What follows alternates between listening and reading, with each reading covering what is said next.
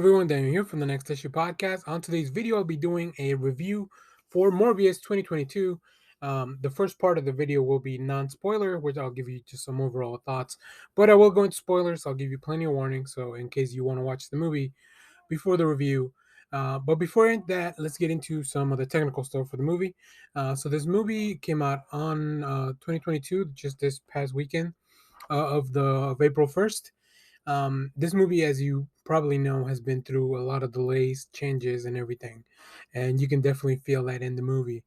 Movie's rated PG-13 with a runtime of an hour and 44 minutes, and as of recording on Rotten Tomatoes, we have a critic score of 16%, which I feel is a little too low, and the audience at 70%, which it's a little higher than my overall rating. Um, so let's get into it. The plot overall, biochemist Michael Morbius tries to cure himself of a red blood disease, but inadvertently infects himself with a form of vampirism instead. So, if you know anything from the comics, very much straightforward plot. This movie was directed by Daniel Espinosa, written by Matt Sasama and Burke Sharpless. Morbius is a character from Marvel Comics, first appearing in The Amazing Spider-Man 101 in 1971, created by Roy Thomas and Gil Kane. This movie stars Jared Leto as Dr. Michael Morbius, Matt Smith as Milo, Adrian Arjona as Martine Bancroft, Jared Harris as Emil Nicholas, Tyrese Gibson as Agent Simon Stroud, Alma Dragal as Agent Rodriguez, and in a special role you've seen in the trailers, Michael Keaton as Adrian Toomes, aka the Vulture. So, like I said, I'll start this with very high viewpoints and no spoilers really. This movie, it's bad. Like just overall, it's bad. But I found it entertaining either way. It's not one of those movies that is like it's so bad it's good. This is just like a bad movie that I was still entertained because I like the action, I like the character. There's still some pretty cool stuff all throughout the film, but overall the story is just not very good. That being said, I will if they made another one, I would definitely go watch it. I think there's some really fun stuff. So let's go through the cast. We already went through the cast. So there's a few good points. So let's touch on some of those things. Matt Smith and Jared Leto together every time they're in a scene together. I really like their chemistry. I really like what they're bringing. Specifically, Matt Smith just delivers a really fun villainous performance. This movie definitely kind of falls apart towards the third act. And the ancillary characters like Tyrese and Al Madrigal, like even Adrian Arjona, like they just kind of feel like they're not very fleshed out. You can tell there's definitely been some changes in interference and edits to this movie from the original trailer we saw back in I don't know 2020, whenever this movie was originally slated to come out. So yeah, overall, not a very good movie. I think on Letterboxd I give it a 2.5 total score. And you guys know I'm pretty positive usually when it comes to movies, but this one was just not it. There's some cool action, some really cool fighting. There's a few scenes that I really enjoyed. Fun Easter eggs all throughout the movie. And then we have some end credit scenes that I'll talk about in a little bit later. But yeah, overall, um, I would say if you don't like Jared Leto, don't go watch this movie. Like this is his movie. Like he's in like you are pretty much with Jared Leto throughout maybe 90% of this movie. If you think that if you're only going into this because you think it's gonna give you more MCU stuff, this movie ain't it either. So yeah, it's a little far removed from everything. So which is a shame because after No Way Home, it felt like we could really have it all as far as the universes go. Um, but yeah, overall, like I said, I had a good time. So if you're one of those people that just loves watching every superhero movie, especially those from like the early 2000s, this movie has a very much of a feel like that. It's not as good as like I know Blade is from the 90s, but it's not as good as Blade. But it's probably as good as the sequels, the Blade sequels. So but yeah, it just really feels like it's out of. It doesn't feel like the contemporary movies we're getting nowadays. It feels like something that was made back in the early aughts. So if you enjoy those movies, like I don't know, Daredevil and stuff like that, where you know they're not very good, but you still have a good time, I think you should go watch this. If not, I'm sure it'll be out on VOD pretty soon. If you're a completist like me, I mean, you kind of feel like you have to go watch this. All right. So those are my spoiler-free thoughts. Let's get into spoilers. And this will be heavy spoilers. I'll be talking about pretty much anything. I'll start with some of the bad stuff because I do want to end on a more positive note. So there's a few tropes in this movie that I'm kind of like, is this something we still need to do in movies? But I guess it is. The animal test trope, the international waters trope, all that stuff.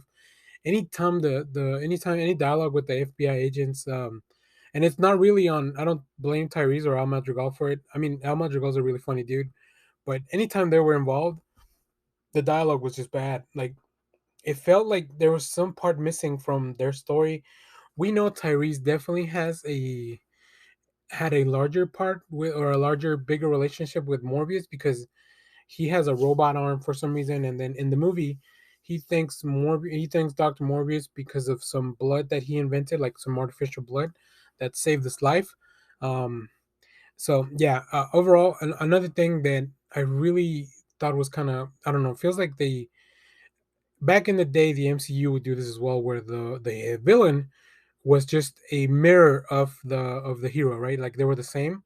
Like Iron Man had the Ironmonger, and even Whiplash was kind of the same thing.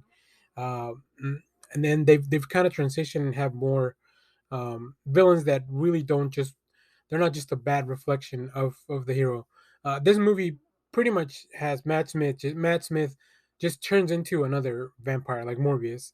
So like why they try to make it seem like Morbius has learned more in how to use his powers, but man, overall, like yeah, they're just kind of the same. And Morbius has a trick up his sleeve that I'll talk about in a minute. And I feel like as I was watching this, I just had like cinema sins in my head because in the second, right before the third act commences, Morbius needs a lab, but he's a fugitive, so he finds this like counterfeit lab. So I just thought, oh, convenient underground lab is convenient, like in these movies that just, the hero needs somewhere to work, but he's running from the cops. So and like I mentioned, the third act is kind of a mess. There's kind of a cool fight towards the end, but just getting there, like getting to that point of the fight, it's all over the place.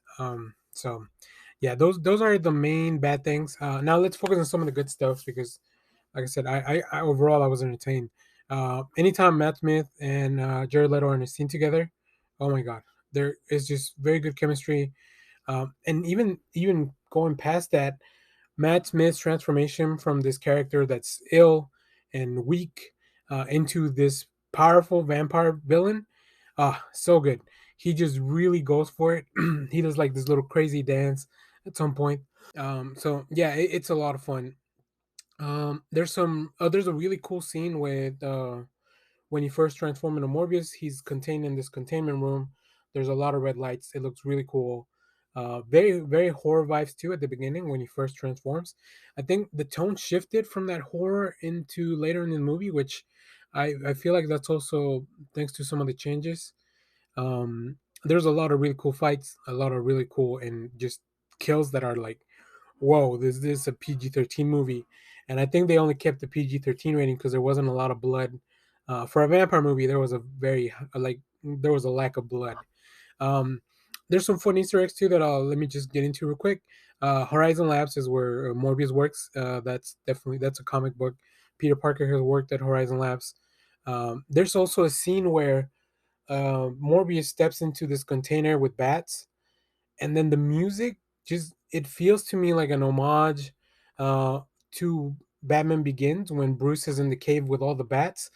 It was really weird, but like if you've seen that, and I think it's Batman Begins, like you listen to the music, and you guys let me know down in the comments. Like I really felt like they took a note or something. There was a very it was a very similar feeling, especially with the music and the visual of the bats surrounding Morbius, like they surrounded Bruce in the movie, which was very odd.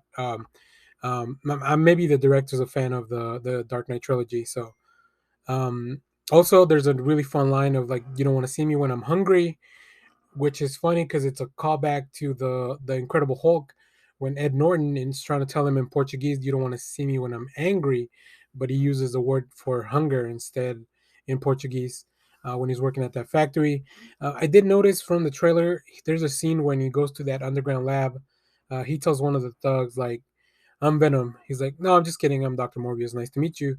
They kept the Venom part, so we know that this is in the same universe as the Venom movies. Um, but they removed this the second part of the joke. Like they gave him more serious feel in there. And then, like I mentioned, Matt Smith, just his goofy dancing, his persona he adopts once he is a vampire, really really good. I would actually love to see a vampire movie with him, something that was not super serious. So I think that would be cool. Yeah. So if you've made it this far in the review, let me know what you thought of the movie. Like I said, we tend to be, at least I tend to be pretty positive with some of these things. But man, this one was a tough one. That being said, I would definitely watch another one of these movies. The end credit scene. Let's talk about that real quick. Those were kind of weird because they made no sense. They took Michael Keaton completely out of the movie. They left them only towards the end.